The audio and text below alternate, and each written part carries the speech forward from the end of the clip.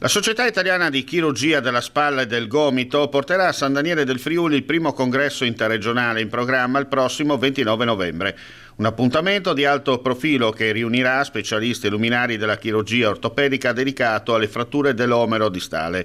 A promuovere l'iniziativa sono la dottoressa Chiara Paroni e il dottor Luca Marinato, entrambi specialisti in chirurgia del gomito e delegati regionali del 6NG. Obiettivo: creare uno spazio di confronto e crescita tra esperti dedicato a un distretto anatomico tanto affascinante quanto complesso.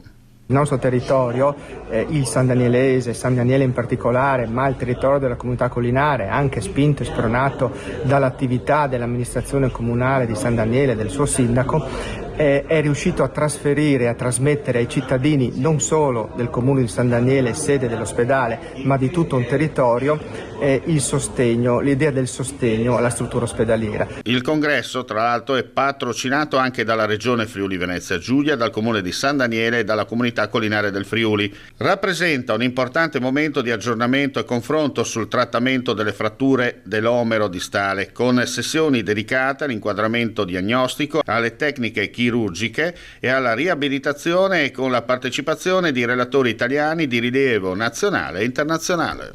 Si riconosce nel nostro ospedale la bontà delle risposte ai bisogni di salute, ma anche la grande umanità di tutti i professionisti che vi lavorano.